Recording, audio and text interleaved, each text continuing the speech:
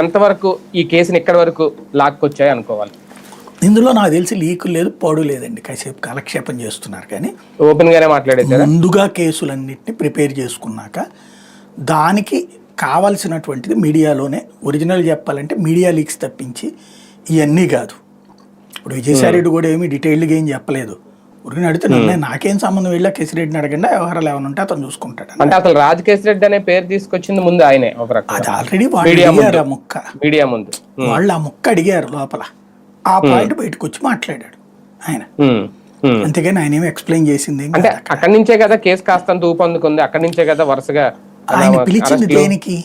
విచారించడానికే కదా. అంటే అప్పటికే కేసు ఉన్నట్టే కదా.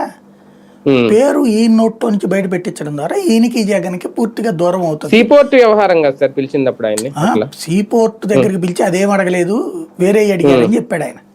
గుర్తుందా? పిలిచి ఈ అడిగారు అన్న పాయింటే వచ్చిందారు.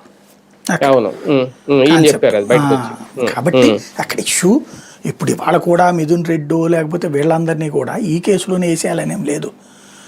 వీళ్ళందరూ ఇంకేయన్న కుంభకోణాలు చెప్తే అవన్నీ నోట్ చేసుకుని వాటి మీద విచారణలు ప్రారంభిస్తారు వీళ్ళు. అంటే ఇంకా లోతైన విచారణ అయితే ఇంకా జరగాల? ఇంకొక ఛార్జ్ షీట్ ఏమన్నా ఉంటుందా ఇందులో? ఛార్జ్ షీట్ ఇంకోటి ఉంటుంది. ఇంకా లోతుగా చేయడానికి ఏం లేదు, తవ్వుకోవడం తప్పించి మనం తవ్వేసేసి దాంట్లో రాసుకోవడం తప్పించి.